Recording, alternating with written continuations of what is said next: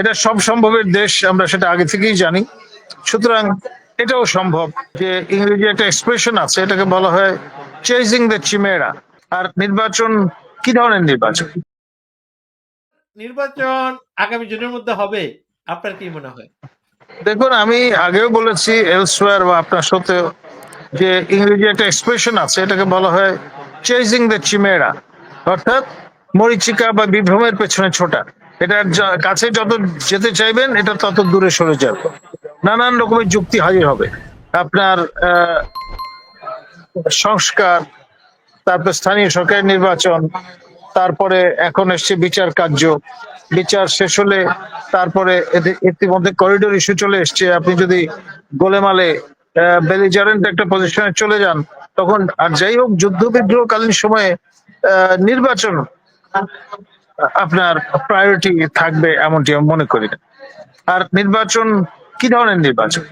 এটা কি জাতীয় সংসদের নির্বাচন, সাধারণ নির্বাচন, রাষ্ট্রপতি পদের নির্বাচন, গণভোট, না আপনার গণপরিষদ নির্বাচন? অনেকগুলো অপশন আছে, সেটিও পরিষ্কার হওয়া দরকার। ধন্যবাদ।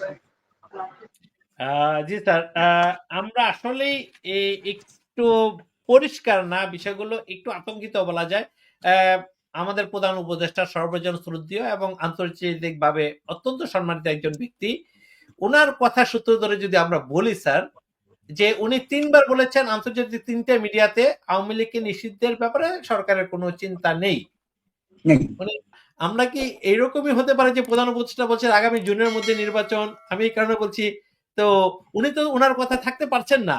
তো এমনও হতে পারে যে যে আমি বলেছি নির্বাচন হবে কিন্তু জনগণ চাচ্ছে না, হয়তো এমন একটা আন্দোলন হলো যেটা আমরা একটি মেকিং আন্দোলন দেখলাম। স্পষ্ট এটা এটা পরিকল্পনা করে যে আন্দোলনটা করা হলো, হয়তো গিয়ে ডিসেম্বর জানুয়ারি ফেব্রুয়ারিতে এমন একটা আন্দোলন করা হবে যে না আমরা এখন নির্বাচন চাচ্ছি না, তাদেরকে বিরিয়ানি খাওয়ানো হবে, তারপর লক্ষ লক্ষ লোককে হাজির করা হবে। এবং আরেকটা সুবিধাজনক হলো সহজে ইসলামিক ব্যক্তিদের বা ইসলামিক দলগুলোকে তারা নিয়ে আসতে পারছে এরা। তো এরকম একটা করে কি এমনও হতে পারে যে হ্যাঁ জনগণ তো চাচ্ছে না নির্বাচন, পিছিয়ে যাবে, এরকম কিছু হওয়ার কি কোনো সম্ভাবনা আছে কিনা স্যার? একই প্রশ্ন, তারপর ঘুরিয়ে ফিরিয়ে স্যার। দেখুন, নির্বাচন মানে তো পরিষ্কার কি ধরনের নির্বাচন সেটা তো বলা হচ্ছে না, জি স্যার, সেটা বলছেন। জি তাই না? স্যার। এখন জুন মাসে গিয়ে যদি বলা হয় গণপরিষদ নির্বাচন হবে, আমি তো নির্বাচনের কথা বলেছি, আমি তো আর জাতীয় সংসদ নির্বাচনের কথা বলিনি। জি এটাও তো এক ধরনের নির্বাচন। জি Face it. এটা স্পষ্ট স্যার, এই পর্যন্ত জাতীয় নির্বাচনের কথা কেউ কখনো এই শব্দটি উচ্চারণ করা হয়নি। জাতীয় জি। নির্বাচন হবে বলছে নির্বাচন।